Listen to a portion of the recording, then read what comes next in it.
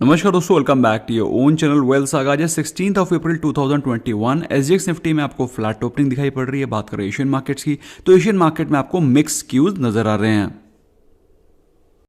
तो आज के दिन क्या लेवल्स होंगे, आज के दिन मार्केट कैसा मूव करेगी, उसको हम लोग आगे देखेंगे। फिलहाल बात करें कल के ट्रेडिंग सेशन की, तो कल के दिन निफ्टी 50 ने 14,581 पे क्लोजिंग दी, जो कि एक स्ट्रॉन्ग क्लोजिंग थी, but not very strong, but at the very same time ठीक है। मतलब इतनी बैड न्यूज़ होने के बावजूद भी मार्केट में थोड़ी सी पॉजिटिविटी दिखना एक स्ट्रेंथ को ही दर्शाता है। बात करें निफ्टी बैंक की 1% और बाकी सेंसेक्स और निफ्टी 50 दोनों ही 0.5% जंप के साथ बंद हुए। तो कल टॉप गेनर्स में थे आईटी सेक्टर के स्टॉक्स, जिसमें कि टीसीएस के रिजल्ट्स के बाद टीसीएस ने पहली बार अपमूव दिखाना शुरू किया अराउंड 4% के आसपास, और विप्रो ने बहुत ही शानदार रिजल्ट पोस्ट किए हैं। उसके चलते आगे एक गुड न्यूज़ भी है, उसको हम लोग आगे डिस्कस करेंगे।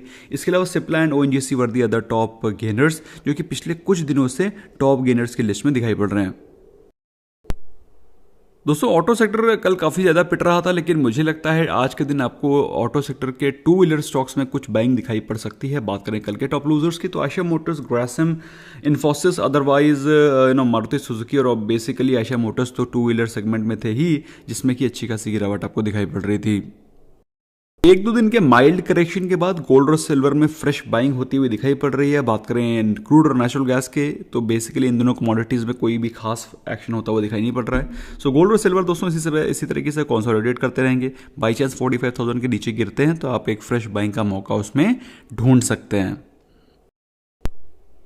दोस्तों, 3-4 दिन 75 के ऊपर ट्रेड करने के बाद डॉलर फिर से स्लिप हो गया है 75 के नीचे, विच is not a very great news for IT sector stocks, but at the very same time कोई खास मेजर गिरावट नहीं हुई है, इट इज़ मार्जिनली डाउन। तो दोस्तों, यूएस डॉलर अभी भी स्ट्रांग ही दिखाई पड़ रहा है। बात करें यूरो अनर और ग्रेट ब्रिटेन पाउंड की, तो मोर और लेस हर एक करेंसी में आपको इंडियन रुपी स्ट्रांग होता हुआ दिखाई पड़ा। तो ओवरऑल कल के दिन इंडियन मार्केट्स वर पॉजिटिव, जिसके चलते आपको Indian rupee was looking far stronger, क्योंकि काफ़ी दिनों से इंडियन रुपी गिर रहा था अराउंड 10 डेज, और 10 दिनों के बाद पहला दिन था जिस दिन इंडियन रुपी में थोड़ी सी स्ट्रेंथ दिखाई पड़ी। तो दोस्तों, ये तो था बेसिक डेटा, जिसको कि आपको रिफ्रेश करना ज़रूर होता है, मतलब बिना उसके आप आगे की स्ट्रेटजी तय नहीं कर सकते। फिलहाल दोस्तों, बात करें आज के दिन के इंपॉर्टेंट लेवल्स की, सो दोस्तों जिस प्रकार से आज मार्केट में न्यूज़ फ्लो रहेगा उस प्रकार से मार्केट मूव करेगी। फिलहाल तो अभी मार्केट में पॉजिटिविटी तो ज़्यादा खास दिखाई नहीं पड़ रही है, ना ही खास नेगेटिविटी है, मार्केट फ्लैट होती हुई दिखाई पड़ रही है। ऐसे में दोस्तों हमको ऊपर और नीचे दोनों के लेवल्स जानना ज़रूरी है। फिलहाल दोस्तों, कल के दिन की जो क्लोजिंग हुई है वो हुई है 14,500 के आसपास। Okay, so 14,581. There was some slight amount of typing error which I immediately caught. Anyway, तो बात करें आज के इंपॉर्टेंट लेवल्स की ऊपर के साइड पे, तो 14,650 and 14,750 are the two important levels, जो कि आप आज के दिन मार्केट में देख सकते हैं अगर मार्केट में पॉजिटिविटी रहती है। तो अगर बाई चांस मार्केट में कोई नेगेटिव न्यूज़ आती है, फिर नेगेटिव सेंटीमेंट डेवलप होता है, कोई सेल ऑफ क्रिएट होता है, तो फिर आपको 14,400 एंड 14,250 के लेवल दिखाई पड़ सकते हैं। बेसिकली 14,400 का लेवल बहुत ही इंपॉर्टेंट होगा, अगर वो टूटता है तो ही आपको ये लेवल्स दिखाई पड़ेंगे, अदरवाइज मार्केट आपको एक बीच के रेंज में कंसोलिडेट होती हुई दिखाई पड़ेगी। तो बात करें निफ्टी बैंक की, तो निफ्टी बैंक में कल जंप आया 341 पॉइंट्स का, और जो क्लोजिंग हुई 32,000 के ऊपर, जो कि काफ़ी दिनों से निफ्टी बैंक ट्राई कर रहा था कि 32 के ऊपर क्लोजिंग हो, बट कल फाइनली 32,000 के ऊपर क्लोजिंग हुई। और बाय चांस अगर आज के बारे में बातचीत करें, तो आज जो कल का पॉजिटिव मोमेंटम है, क्योंकि कल के दिन जो मार्केट बंद हुई है वो पॉजिटिविटी के साथ बंद हुई है, तो हो सकता है आपको आज थोड़ा सा मॉर्निंग में अपसाइड दिखाई पड़े। तो 32,400 के लेवल्स आपको देखना ज़रूरी है कि वहाँ पर क्या प्राइस एक्शन होता है। अगर बाई चांस 32,400 टूटता है, मतलब ऑलमोस्ट 200 पॉइंट्स का जंप, अगर ये टूटता है 32,400, तो ही आप एक्सपेक्ट करें कि ऊपर का मूवमेंट होगा, अदरवाइज वहां से नीचे की तरफ गिरावट भी हो सकती है। So you should be mentally prepared. और बाई चांस अगर नीचे के बारे में बात करें, तो 32,000 का एक साइकोलॉजिकल सपोर्ट तो है ही। अगर बाई चांस 32,000 टूटता है तो फिर आप 31,600 के लेवल्स भी आज एक्सपेक्ट कर सकते हैं। सो बेसिकली ये वो रेंज है जिसमें कि आज आपको फोकस करना चाहिए। आज वीकेंड का दिन है, तो ज़्यादा खास वॉल्यूम में हो सकता है आपको ट्रेडिंग होती हुई भी ना दिखाई पड़े। बात करें कल के एफआईडीआई डेटा की, दोस्तों काफ़ी दिनों के बाद एफआईआईज ने फ्रेश बाइंग करी थी कल 980 करोड़ वर्थ ऑफ स्टॉक्स की। बात करें डीआईज ने, तो डीआईज ने करी थी इसकी आधी selling 527 crore worth of stocks की। तो कहने का मतलब क्या है? कहने का मतलब यह है कि एफआईआईज को जब भी जहां बाइंग मिलती है वो वहां पर तुरंत बाय कर लेते हैं। ऐसे में दोस्तों जो गुड न्यूज़ है मार्केट में, सबसे पहली न्यूज़ तो गुड न्यूज़ है आईटी सेक्टर के स्टॉक्स में। काफ़ी आईटी सेक्टर के स्टॉक्स में जो अभी रिपोर्ट जो रिजल्ट्स आए थे, दे वर क्वाइट वेरी फ्लैट। और कल के दिन विप्रो के रिजल्ट्स आए थे जो कि बेटर देन एक्सपेक्टेशन थे, better than expectation of market, क्योंकि मार्केट एक्चुअली में टीसीएस और इन्फोसिस से कुछ ज़्यादा ही एक्सपेक्टेशन रखती है। और उन्होंने अपने रिजल्ट्स तो वैसे फ्लैट थे, कुछ खास नेगेटिव नहीं था, लेकिन मार्केट के एस्टिमेट को बीट नहीं कर पाए। हाउएवर विप्रो ने मार्केट के एस्टिमेट को बीट किया और उसके चलते एडीआर में 7.5% का जंप आया। अब ये एडीआर क्या वाला है? ADR is American depository receipt. Basically India के स्टॉक्स को यूएस के मार्केट में कैसा परफॉर्म कर रहे हैं वो उसको एडीआर के थ्रू मेजर किया जाता है। तो बेसिकली एडीआर एक तरह का सिग्नल होता है कि कल हो सकता है ये स्टॉक हमारी इंडियन मार्केट्स में भी पॉजिटिव ट्रेड करे। बेसिकली एक काफी मेजर सिग्नल होता है। तो विप्रो में कल 7.5% की एडीआर में जंप थी, तो हो सकता है विप्रो में आज आप कुछ पॉजिटिव मोमेंटम देखें।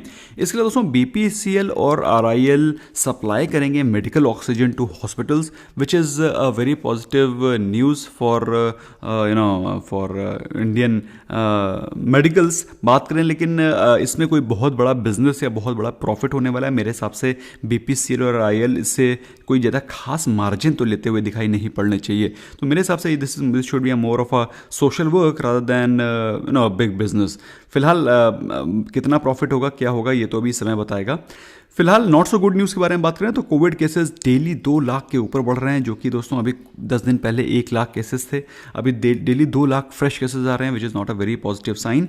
इसके अलावा स्टॉक स्पेसिफिक के बारे में बात करें तो राकेश झुनझुनवाला ने 42 लाख शेयर सेल किए हैं फ्रॉम वीआईपी इंडस्ट्रीज। और जिन लोग को मालूम नहीं है उनको बता देना चाहता हूँ, वीआईपी इंडस्ट्रीज में राकेश झुनझुनवाला ने पिछले साल लॉकडाउन में इसी समय के दौरान अराउंड 220 रुपीज़ पर शेयर के दाम पे स्टॉक खरीदे थे।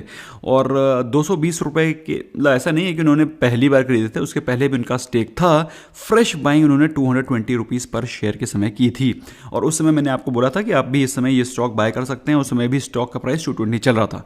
फिलहाल दोस्तों अगर उन्होंने स्टॉक इस समय सेल किए हैं तो उसमें कोई भी खास खराबी नहीं है, क्योंकि जिस प्रकार से कोविड खत्म नहीं हो रहा है, ट्रैवल टूरिज्म ठप पड़ा हुआ है, तो उस हिसाब से दोस्तों अगर उन्होंने कुछ स्टेक सेल करके पैसे को इनकैश किया है, there is nothing wrong in that.